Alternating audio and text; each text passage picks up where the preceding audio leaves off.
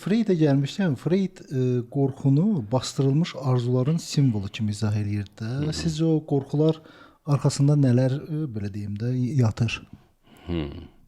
Freyd doğru izahat vermədi, ona görə heç bir doğru müalicəyə də gəlib çıxmadı. Bütün o psixoanaliz məktəbləri sonradan etiraf elədilər ki, və indiyənə kimi də o proses gedir, psixologiya çox yaxşı para yeridir. Çox böyük qazanc yeridir, amma heç kimi də sağaltmırlar. Psixoanalizdə heç Sağaldanlar var axı. o ayrı-ayrı fenomenlərdir, onlar da şərq ruhaniyyatına əsaslanıb eləyirlər bunu. Psixologiya elminin özünün heç bir gücü yoxdur. Heç bir konseptuallığı yoxdur insanla bağlı. Məsəl üçün, psixoanaliz tam psixologiya elmi deyil, onun bir teoriyasıdır, nəzəriyyəsidir.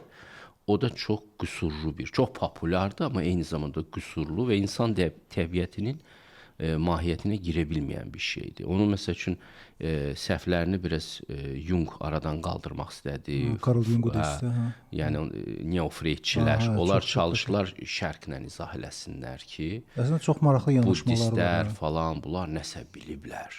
İnsan psixikasının dərinliyini bunlar bir açar da onlardadır. O açara qədər gedib çatmayınca insanın mücrüsünü açmaq mümkün deyil. Qəlbinin mücrüsünü. Ona görə bu qorxuları ki, Freyd deyir ki, bu bastırılmış şeylərdir, aç özünü ifadə ilə gedən bir xeyli tərbiyəsizliyə girdi 20-ci əsrdə mədəniyyət. Bütün tabuları bir-bir başladılar açmağa. Məsələn, siz baxın, 20-ci əsrin əvvəlində öpüş səhnəsi Hollywood filmlərində saniyələrlə ölçülürdü. 20-ci əsrin sonunda Basic Instinct kinosu çəkdilər. Artıq pornografiyadır. Yəni, o zaman bu düşüncə var idi ki, bütün tabuları yırtsaq, bəşəriyyət azad olacaq. Böyük bir enerji azadlığa çıxacaq. O enerjini biz yaradıcılığa yönəldəcəyik. Dəhşət olacaq, falan olacaq. Bəşəriyyətin çiçəklənməsinə nail olacağıq. Bax, neçə min ildir bu enerjini bastırıblar. Sizin dinləriniz bastırıbdır. İndi biz, Qərbin yeni peyğəmbərləri, Freydlər falan, biz açacağıq bu Pandora mücrüsünü. Və açdılar, heç bir şey olmadı, ancaq əxlaqsızlıq əldə elədilər. Heç bir maraqlı yaradıcılıq əldə eləyənmədilər. Heç bir əsr ondan əvvəlki yaradıcılığa bərabər, bir əsr sonra yaradıcılıq qoyanmadılar. Amma nə qədər tabu açdılar. Nə qədər tabu açdılar, açıq-saçıqlıq yarandı, sənətdə də, incəsənətdə də.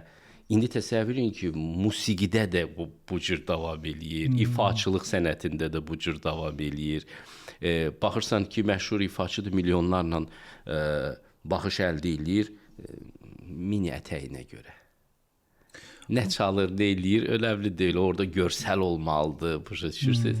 Bu, həmən o tendensiyadır ki, biz bütün şeyləri, pərdələri yırtacağıq, enerji çıxacaq. Enerji falan çıxmadı. Ona görə də yenidən şərq fəlsəfəsinə, şərqin ruhani təlimlərinə geri dönmək meyli yaranıb ki, yox, görünür biz bir şey bilmirik. Ona görə o izahlar ki, bu bastırılmış şeylərdir, yox, bu daha dərindir. İnsan ona görə qorxur ki, o bilmir, tanımır. O qorxu əslində onu Allaha sarı qovan bir qamçıdır. Qorxu çox gözəl bir motivasiyadır. İnsanın dərdi olmasa, insan Allahı heç axtarmaz. Həqiqətdə marağı olmaz. Başa düşürsünüz? Biz bax, məktəblər açdıq. Mənə ən çox təəccübləndirən və daima səsləndirdiyim bir şeydir də. Bax, maarifçilik bu qədər məktəb açdı. Biz bu qədər kütlələri kitabla tanış elədik, dəftərlə tanış elədik, kitabxana ilə tanış elədik. Siz elə bilirsiniz ki, dahilərin sayı artdı. Qətiyyən. O insanlar ki, dünən savadsız cahil olacaqdılar, onlar indi savadlı cahil roluna üstləndilər. Hamını da qınayır.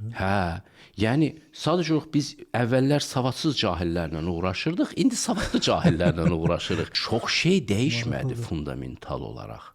Başa düşürsünüz? Niyə görə? Bu nədən danışır? İnsanların çoxunun həqiqətdə marağı yoxdur.